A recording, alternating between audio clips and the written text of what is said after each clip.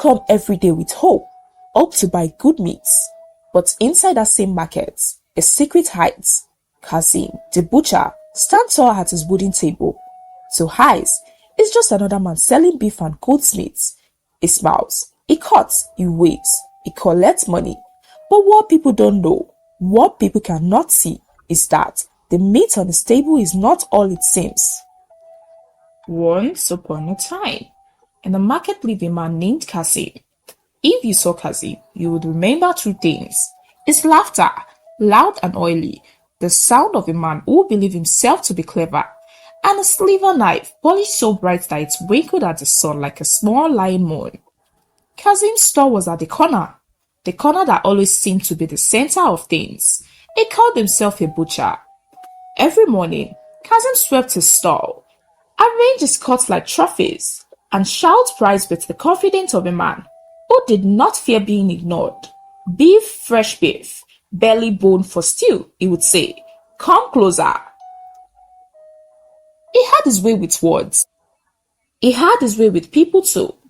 The old women that bought from him said his meat tasted like home. The school children tugged at their mother's wrapper when a siren voice came across. He sold more than meat. He sold reassurance. At some point in the town, meat became gold in that town. Prices rose. The far-off city gobbled supply. Kazim saw hunger. Kazim felt it like a pressure behind his ribs. He had debt, more than a man should hold. A loan taken when his wife was sick. A cousin who gambled away from him. Children with mouths that called like empty bowls. He told himself he was making choices for his family. He told himself he was keeping his head above water. It did not start evil. It started like a man in a puddle thinking the water was necessary. The first time he did it happened at night when the market slept. The moon was a sliver. Rats moved like wind in the refuse. Kazim had found one, a rat swollen with the fat of the gutter. He told himself, try it, mix it small with real meat, no one will know. So, Kazim took it and mixed it with the other meat he got at home. The following morning, he sold it to a widow who came often and never once questioned prices. She bought it, cooked it and smiled, and the world settled back into balance for Kazim. A balance paid for with lie upon lie. From then on, the substitution became a pattern: rat for beef. Kazim keeps selling rats for people. He told himself he was clever. His silver knife still winked. His laugh kept its oily edge. One day, a woman named Mama Jara came for meat on Wednesdays. She liked small piece for pepper soup. She would barter one story for a discount, tell Kazim about his grandchildren, about a woven basket, and even chuckle until he shaved off a little from the money. Then Mr. Ade came because children believe a teacher should eat well. He bought for small school kitchen for the children who learnt under the tree. Then Chubom was a runner for his mother. He would bring back bowls and coin, and the light from his grain made others think the day was beneath mercy.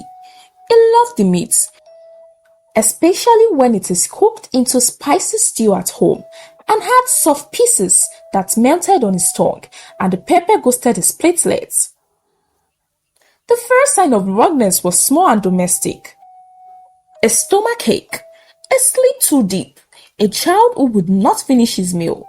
Mrs. Fumi, who ran the tea stall next to Kazim, heard the whispers and shrugged them away. People fall sick, she said. Poison came from the road. But Whisper gathered teeth. One by one, Fox grew suspicious. The widow who used to sing while boiling her soup now hummed flat notes. A man who is a talkative in the market now had a restless hands. The town clinic sent a young nurse who wrote things in tiny precise lines. Stomach bacteria, she said. Probably contaminated. The clinic was overworked. They treated. They sent people away with bitter and water. Mr. D, the school teacher, who first smelled the story, he had been trained once years ago in noticing the same pattern. He liked the neatness of cause and effect. People called him Fuzzy. One Tuesday, after school, a child came with a face of bruised mango. He had eaten meat he bought from Mr. Kazim. The child's mother sat in the desk. Fingers knotted. Mr. Adi watched. His eyes went like a blade through fog. He asked simple questions. Who bought the meat that day? Where? The list grew. The cross-hatching of names formed an ugly picture. Mr. Adi did what teachers do when a lesson is obvious. He looked for proof. He watched the market on Wednesday. He fixed his eyes on Kazim's store. He noted times, the way Kazim trimmed the fat, the way he laughed, the way he wrapped meat in white paper. But the meat looked like meat. The scale sang its sliver song.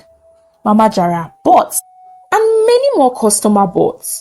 Nothing in the sunlight betrayed him. Still, Mr. Ade felt the itch. He stole into the market that night with small borrowed camera, the kind travelers used to record family wedding. It had a blinking light like a tiny eyes. He set the camera behind a pile of sack where no one would notice, where the wind would not take it away. The next morning, he took the film to his little room and watched. Breath held like a child hiding during the last chapter of a story. He sped the playback and then slowly.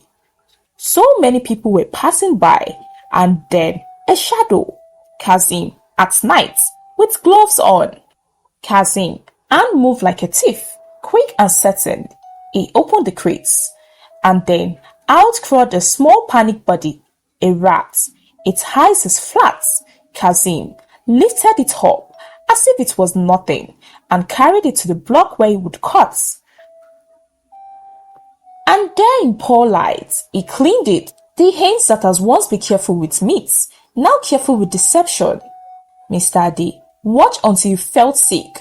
The camera has been right. The market has been wrong. He did not run to shout. Teachers do not always shout. He walked, step by step, collecting small proof. A memory from a night watchman who he had seen Kazim at the back of his store. He spoke quietly to the nurse also at the clinic, to a cousin in the market, and to Mama Jara.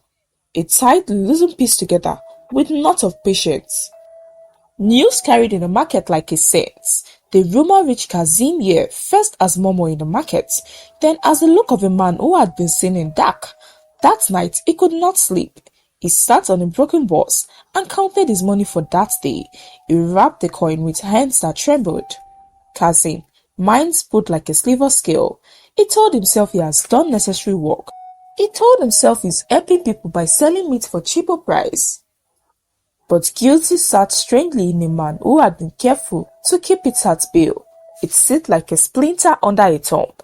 When the phone call began, Mr. Ade called his phone calmly. Kazim felt the house of crowd around him shiver.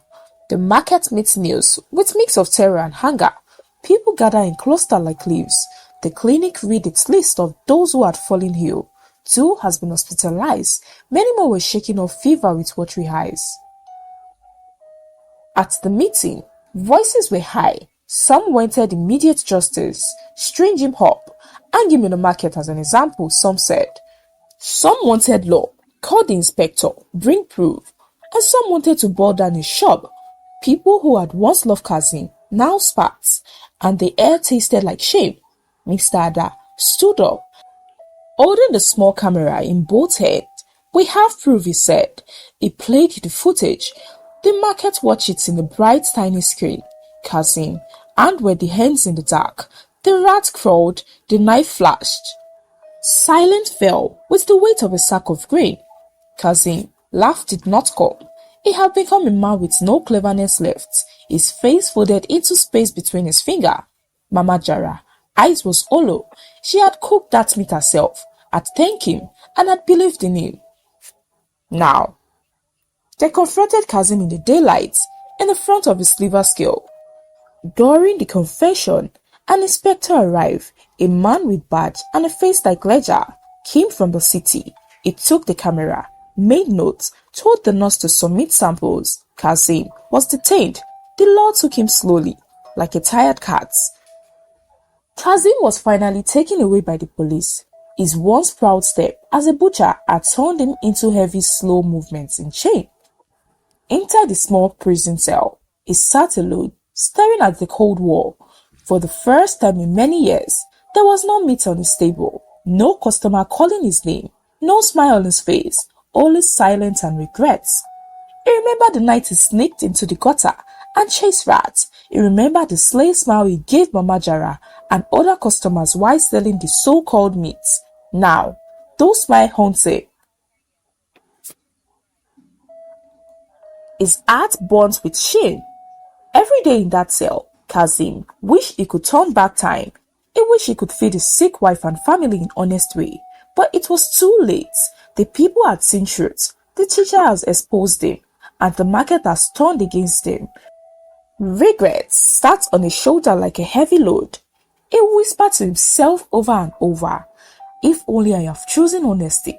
If only I had trusted God to provide. If only. And so, the story of Kazim the butcher came to an end, not with riches or fame, but with disgrace and regrets. The moral of the story is simple. Greed and deceit may shine for a short time, but the truth will always expose lie. No matter how hard it becomes, it is better to struggle honestly than to prosper through evil. Thank you so much for watching. Please like the story and comment your thought about the story. And lastly, do not forget to subscribe. See you in my next one. Bye.